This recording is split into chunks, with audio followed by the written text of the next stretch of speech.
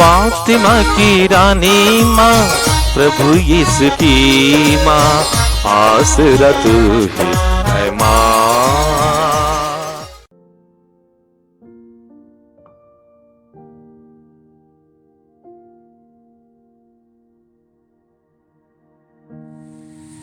पहला पाठ नबी इसायास का ग्रंथ, अध्याय 9, पद संख्याएं 1 से 7 तक। अंधकार में भटकने वालों ने एक महती ज्योति देखी है। अंधकारमय प्रदेश में रहने वालों पर ज्योति का उदय हुआ है। तूने उन लोगों को आनंद और उल्लास प्रदान किया है। फसल लूनते समय या लूट बांट लेते समय जिस तरह उल्लास होता है, वे उसी तरह तेरे सामने आनंद मना रहे हैं। उन पर रखा हुआ भारी जुआ, उनके कंधों पर लटकने वाली बहंगी, उन पर अत्याचार करने वाले का डंडा, यह सब तूने तोड़ डाला है, जैसा कि मिद्यान के दिन हुआ था। सैनिकों के सभी भारी जूते और समस्त रक्त रंजित वस्त्र जला दिए गए हैं।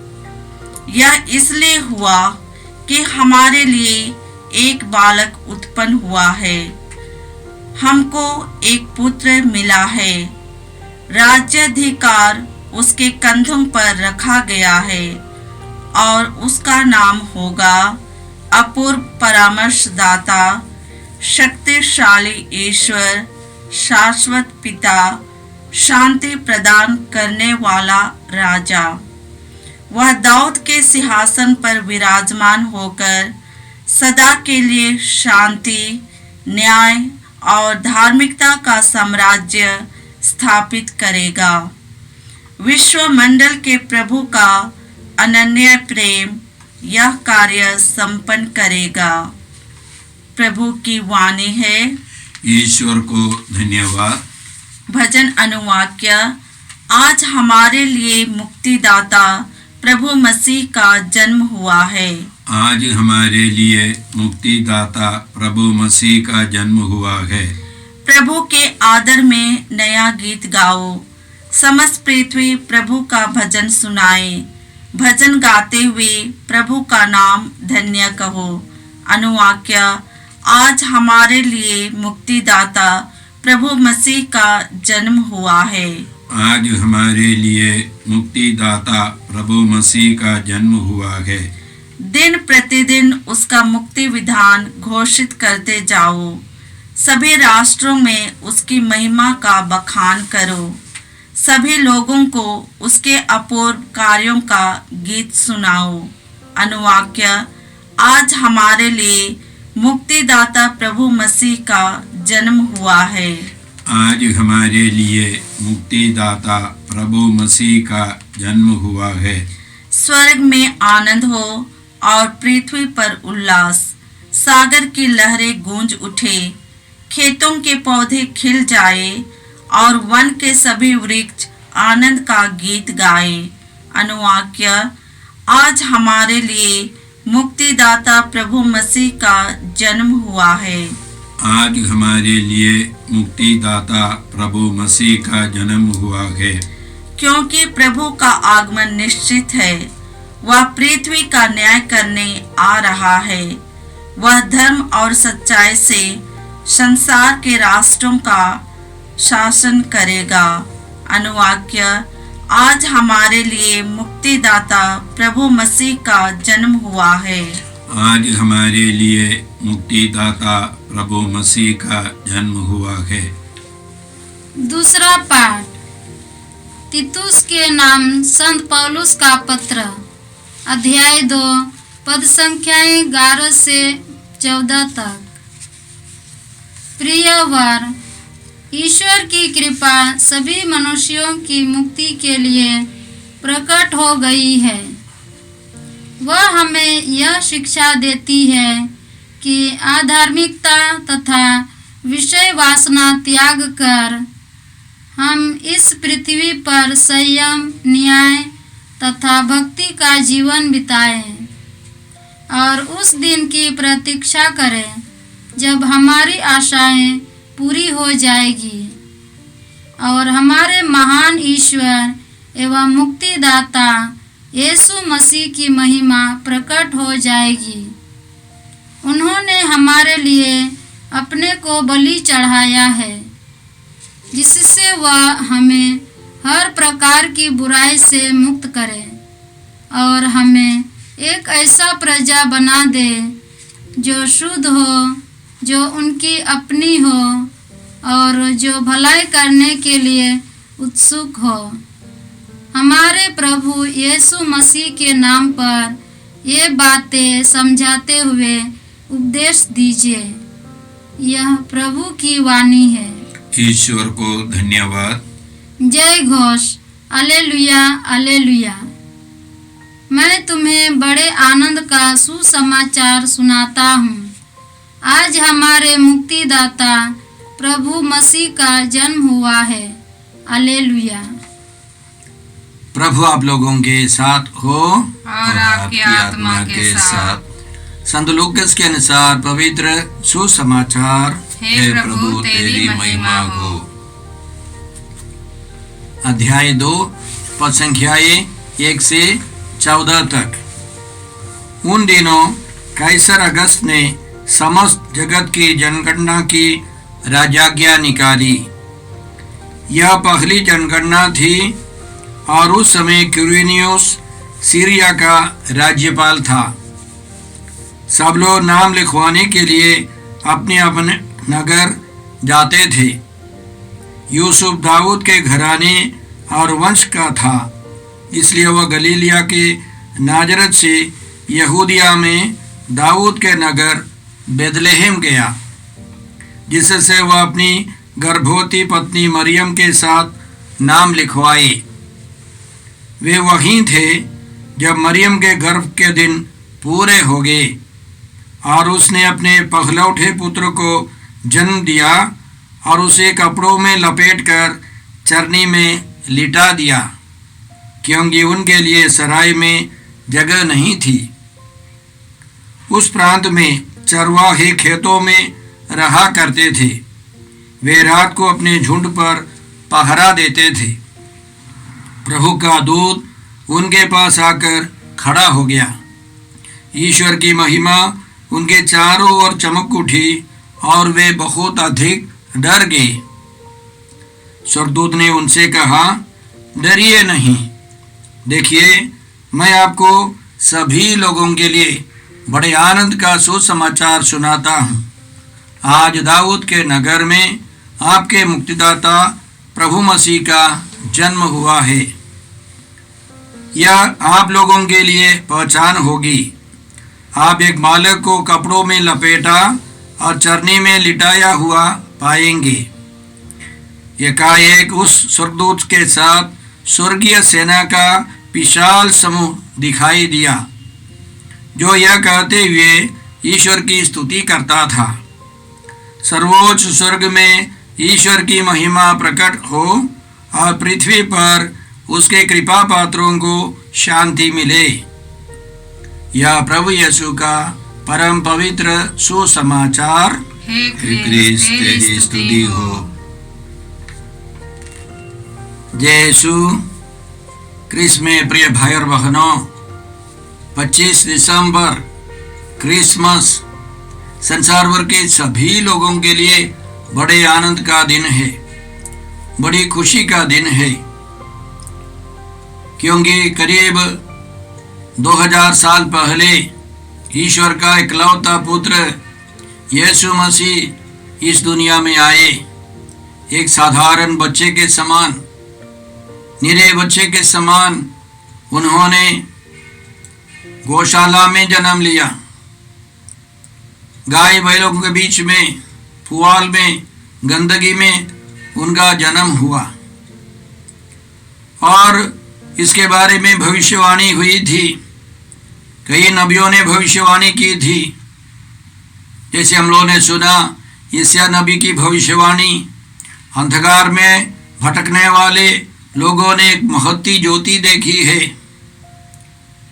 और यह कारण क्या है? यीशु मनुष्य बनकर आए, एक बालक मिला है हम लोगों को। वह अपूर्व परामर्शदाता है, शाश्वत ईश्वर है, सर्वशक्तिमान ईश्वर है, शांति का राजा है, और वह दाऊद के सिंहासन पर सदा सर्वदा राज्य करने वाले हैं। पिता ईश्वर के अनंत प्रेम के कारण यह सब संपूर्ण होगा। और इसी तरह की अन्य भविष्यवाणियों के अनुसार यीशु इस दुनिया में आए। अब जब यीशु का जन्म हुआ तो स्वर्गदूतों ने बहुत सुंदर सब गाना सुनाकर यह संदेश गडेरियों को दिया। एक स्वर्गदूत ने गडेरियों को जगाकर बताया, बेथलेहम के आसपास के गडेरियों को, आज बड़े आनंद का सुसमाचार आप सबों के लिए मैं देता हूँ।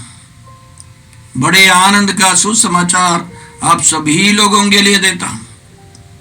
वो क्या है? आज दाऊद के नगर में आपके मुक्तिदाता प्रभु मसीह का जन्म हुआ है। और उस संदेश के साथ साथ स्वर्गीय सेना की विशेष एक समूह ने गाना गाया, ईश्वर की स्तुति की। तब गडेरियों ने जाकर के उस बालक यीशु को देखा, उनकी आराधना की, वे बड़ी खुशी खुशी लौट गए। इसके अलावा हम लोग पढ़ते हैं, ज्योतिषी लोग पूरब से आए, उन्होंने बालक यीशु को माता मरियम के साथ देखा और उन्होंने उस बालक को सोना, लोबान और गंधरस की भेंट चढ़ाई। वे भी खुशी खुशी लौट गए। तो बड़े आनंद का कई कारण है। हम लोग जानते हैं कि जो गडेरिया हैं, निपट हैं, उन दिनों गडेरियों को समाज में कोई स्थान नहीं था। कई गडेरियों को लोगों ने सोचा कि ये गडेरिये चोर हैं। तो ऐसे समाज से तिरस्कृत लोगों के लिए भी यीशु का शुभ संदेश है, सुसमाचार है। वे सब यीशु के पास आ सकते, यीशु से मिल सकते। और पढ़े लिखे लोग भी जो ईमानदारी से ईश्वर की खोज करते हैं, वे सब यीशु के पास आएंगे, यीशु का अनुसरण करेंगे, यीशु से मिलकर यीशु की आराधना करेंगे। और हम जानते हैं आज के जो विषम परिस्थिति है, कोरोना के कारण संसार भर के सभी लोग परेशान हैं। उसी तरह की परिस्थिति में यीशु का जन्म हुआ। तो हम लोग यीशु को बड़े आनंद के साथ स्वीकार करते हैं। उनके जन्म के बारे में सोचकर, उन पर मनन कर हम लोग खुशी मनाते हैं। इसके अलावा हम लोग ये भी सुनते हैं कि यीशु हमारे लिए शापित बने और इस तरह उन्होंने हमको सारे अभिशापों से मुक्त किया। ये भी बहुत बड़ी खुशी का कारण है। लेकिन आज एक विषय पर हम लोग विशेष रूप से ध्यान दें। क्यों बड़ा दिन, इतने आनंद का दिन है। हम याद करें, वर्षों के बाद, यीशु के जन्म के बाद यीशु कलवारी पहाड़ पर है। क्रूस पर से यीशु ने अपनी माता को देखा जो क्रूस के बगल में खड़ी थी, और उसकी बगल में उनके प्रिय शिष्य यूहन्ना था। और यीशु ने मां मरियम से कहा, भद्रे, यह आपका पुत्र है। और उस शिष्य यूहन्ना से बताया, यह तुम्हारी मां है। तो हमको समझना है, एक बहुत बड़ा रहस्य खुल गया है। प्रभु यीशु हम सबों को, सारी मानव जाति को अपने परिवार में गोद ले रहे हैं, अपनी माँ के हवाले कर रहे हैं। साथ साथ माँ मरियम को, अपनी माँ को सारी मानव जाति की माँ के रूप में हमारे लिए, मानव जाति के लिए दे रहे हैं। तो यह मुक्ति कार्य, यह महत्वपूर्ण कार्य यह है कि यीशु ने हम सबों को, सारे पापियों को अपने परिवार में गोद लिया है। ईश्वर के परिवार में गोद लिया है। यह बहुत बड़ा रहस्य है। हम सब ईश्वर के परिवार से बाहर थे। संत लूकास के सुसमाचार अध्याय 3 पढ़ेंगे, उसमें यीशु की वंशावली में हम लोग अंतिम में पढ़ते हैं, आदम ईश्वर का पुत्र था। आदम ईश्वर का पुत्र था, लेकिन उस पुत्र की अवस्था से आदम निकल गए, ईश्वर के परिवार से वह निकल गया, आदम हेवा निकल गए, और यीशु आए हैं हम सबों को फिर से उस परिवार में वापस लेने के लिए। तो जब हम लोग मनन करते हैं वह यीशु गौशाला में आए, तो हम लोग गौशाला में जाए तो देखते हैं वो बालक यीशु है, बगल में माता मरियम है, बगल में संत योसेफ है, उनके पालक पिता। वो बालक यीशु कुछ नहीं बोल सकते, वो रो सकते हैं, हम उनको हाथ में उठा सकते हैं, हम उनकी आवाज सुन सकते हैं, हम उनको देख सकते हैं।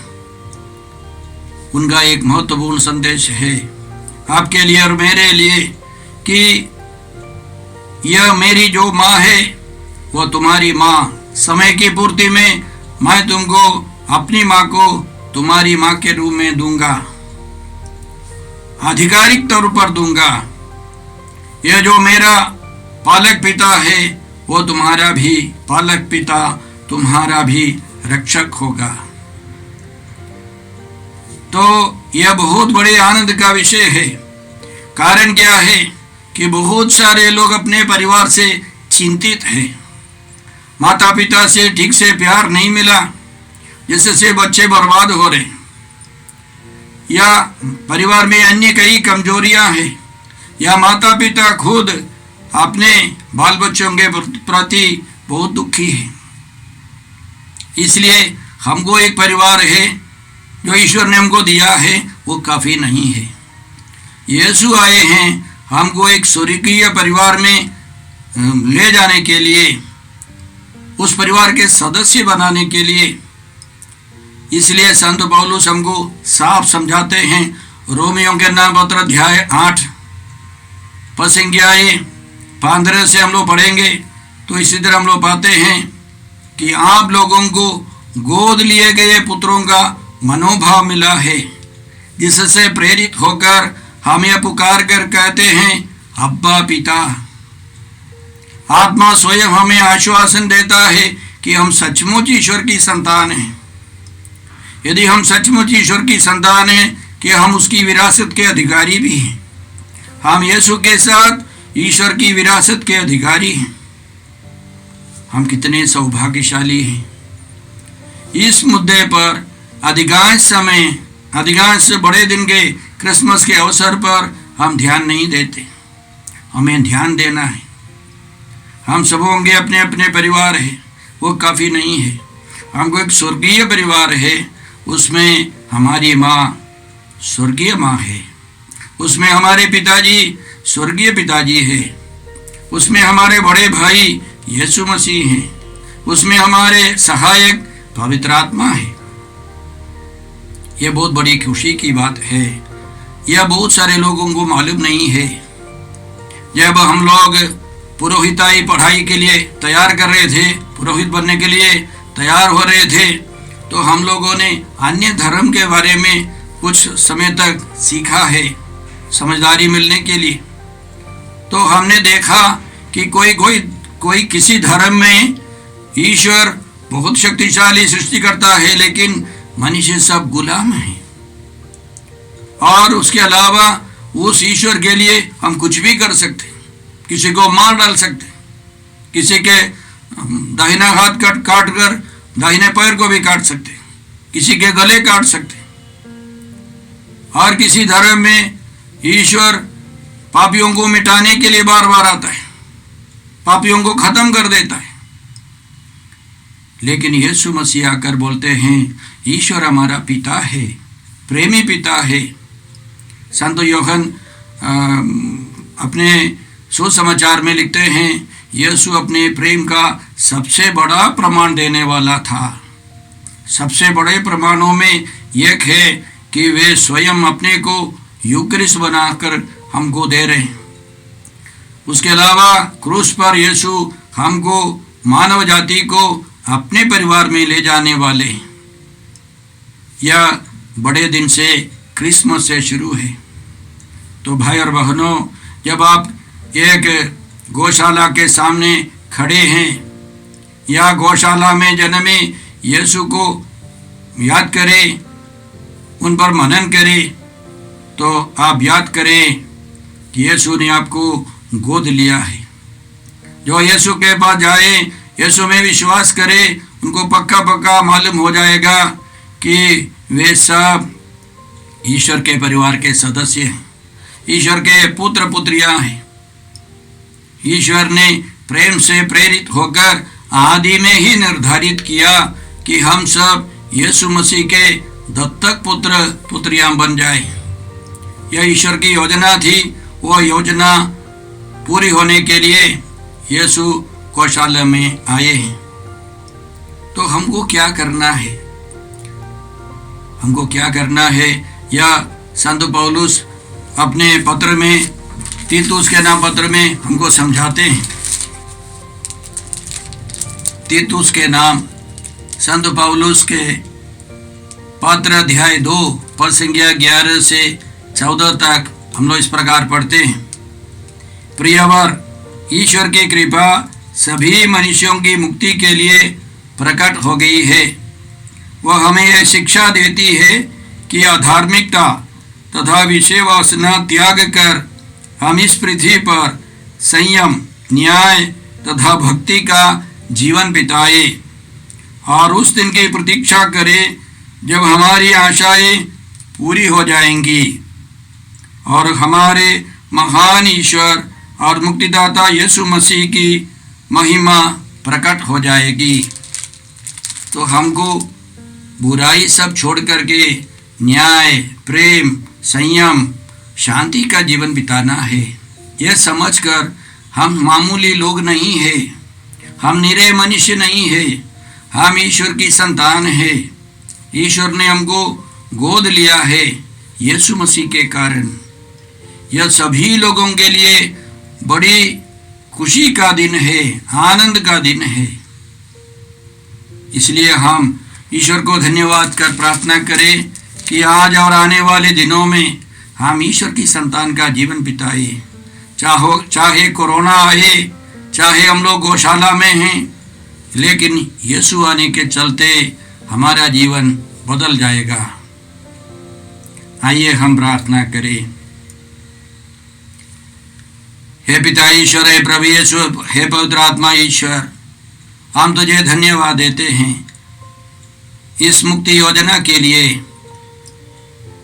क्योंकि तूने हे पिता अपने पुत्र को हमारे लिए भेजा है और उस पुत्र ने, यीशु मसीह ने हमको तेरे परिवार में गोद लिया है।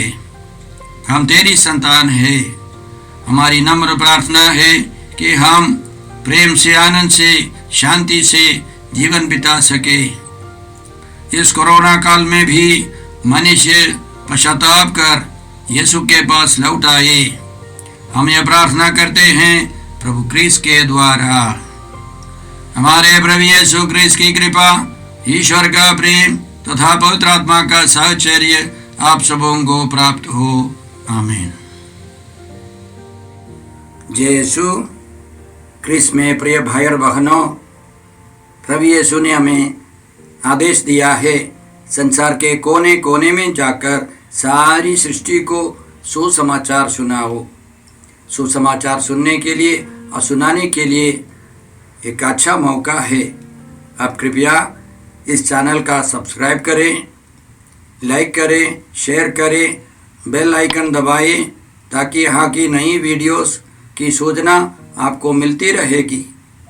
साथ साथ आप दूसरों को भी प्रेरणा दें इसका सब्सक्राइब करने के लिए। याद रखें, कल के मिसा के दैनिक पाठ और उस पर टिप्पणियाँ आज ही दोपहर के बाद हम लोग अपलोड करते हैं। कृपया आज ही उसको सुनकर कल की तैयारी करें। प्रभु यीशु आपको और आपके परिवार को 100 गुनी आशीष देंगे। जय यीशु।